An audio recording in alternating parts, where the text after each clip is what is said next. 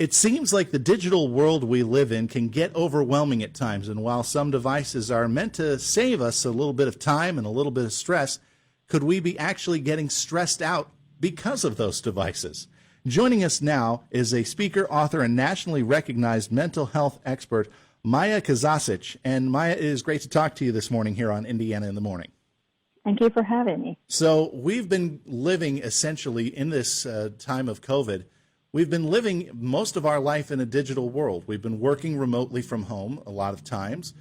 We've been sometimes having game nights from home, online using video chats programs. But all this digital content probably comes at a cost to our mental health as well. Oh, absolutely. It was a problem before a pandemic, and I think pandemic had actually made it worse because it forced us to actually rely on digital platforms even more so. And what's happening now is we're kind of coming back to the real life. People have been working from home, and back before then, we had sort of a stopping time where we knew once the work was finished, whether it was 5, 6, 7 o'clock at night, we would come home, we would reconnect with our people, our families, even to ourselves, do something different. But now, as people are working from home, we're constantly staying on a digital platforms. We're not disconnecting. We're not connecting with real people. We're not connecting with ourselves. We have sort of blurred out and blown out all the boundaries, which is actually creating a lot of stressors and addiction in a lot of people.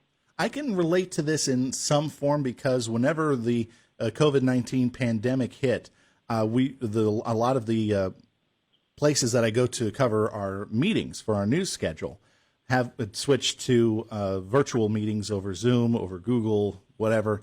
And I noticed that I was kind of getting into it seemed like a bit of a lull trying to continue on with digital meetings night after night.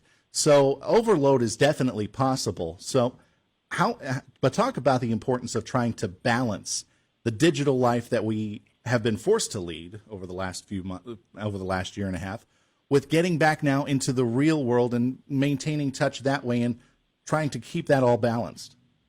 Well, it's really what happens is we've all sort of developed this addiction, whether we realize it or not, to digital platforms.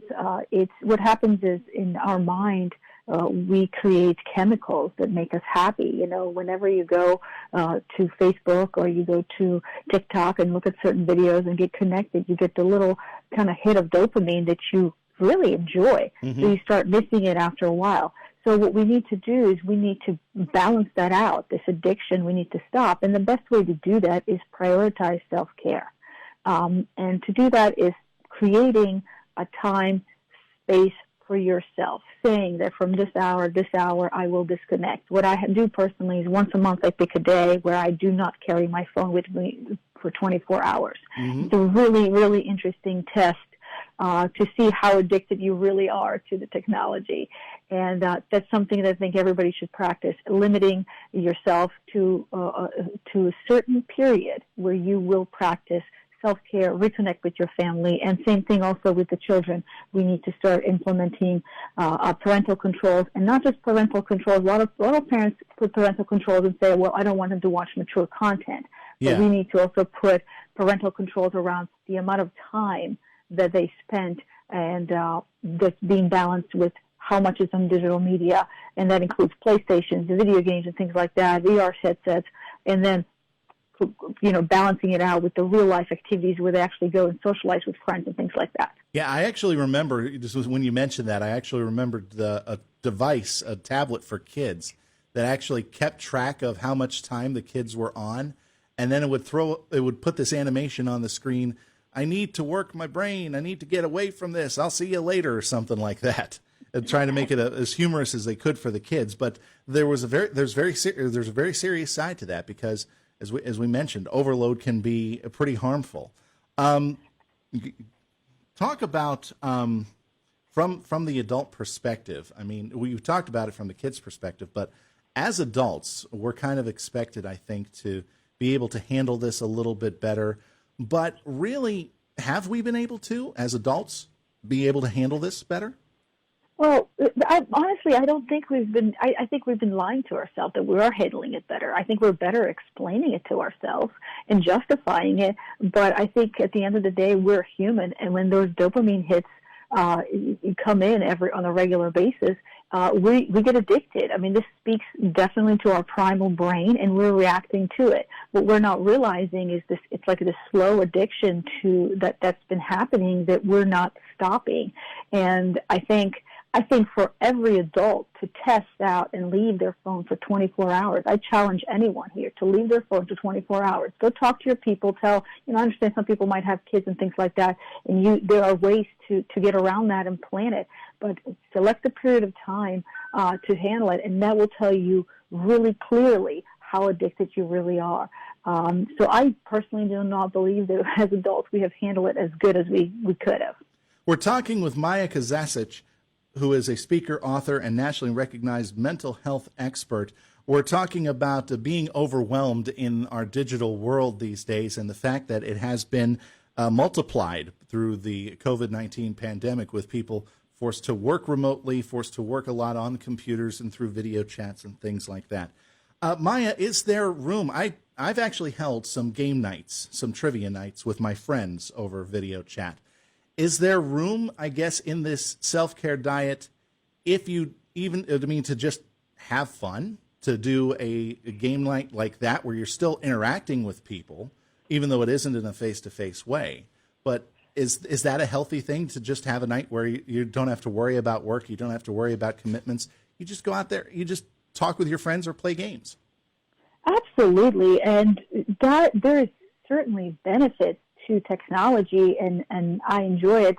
Personally, I have purchased a VR headset for myself and for my nieces who live in Maryland. I live in Florida, and it's a way for me to stay connected to them. So we do get online and we do play games, and that's a wonderful, wonderful thing. We just need to know where the limit is and when, in fact, is actually affecting our lives negatively. It's kind of like having a drink, right? It's great to go out and have a few drinks with your friends. Once a week, a couple times a week, whatever. It's normal. It's great. It's wonderful for our mental health. But there is a point where too much drinking starts wreaking havoc on our lives. That's the same thing with technology. Okay. It has a place, wonderful place, but we just need to know where the line is that we're crossing. Everything in moderation. I think that's... Absolutely. Yeah, okay.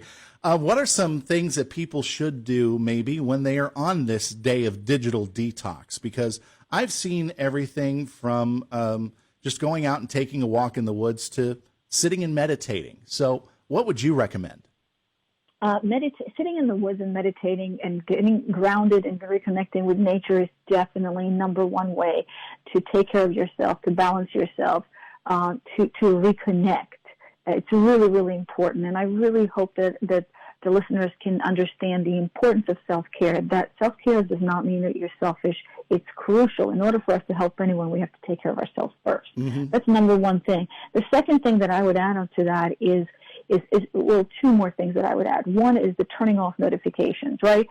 Very frequently our notifications are emails and things from work that create stressors in our body, and our mind is just going to react the same way as though it's a negative news coming in. So I would turn off notifications. This way you control the intake of the information that you're getting, right? It's not being pushed on you, but you decide, hey, I'm going to get up and I'm going to check my email. I'm going to go do this now, because you're mentally prepared instead of just having it randomly blast at you negatively. It almost gets like a Pavlovian response in some way. You hear that ding, oh no. Yep. And what it does, it turns our fight or flight response, because we're always thinking it's something negative, because my boss emailed or called and I got to make that phone call, or maybe it's my client, something like that. So you just have this response, and your body has this visceral response. So I would recommend turning off notifications. And the second thing that I would recommend also add to the meditation or reconnecting to the nature is actually becoming a processor, becoming a person that when you take the information in from news, from media, from anywhere, that you actually process the information and differentiate between what's fact and what's an opinion. Because there are a lot of facts that are interesting, but there are a lot of opinions that are negative. Right. And I think we need to differentiate between those two, so when the information does come in, we're not overwhelming ourselves. Okay, Maya, it said in your bio that you are an author. I want to give you a chance to plug your latest book. What is the title of your latest book? Well, actually, the latest book that I'm working on is not quite out published yet, but it is actually, it's called "Is Your Life Worth It?" and it's making meaning on your life, finding a purpose, and living a meaningful life that's actually worth living. All right, and when will that be ready to go? That should be ready sometime next year, to the middle of the year. All right, Maya, we'll look forward to it. Maja Kazazic, thank you very much for joining us here on Indiana in the Morning. All the best. Stay safe, stay sane, and thanks again. Thank you for having me.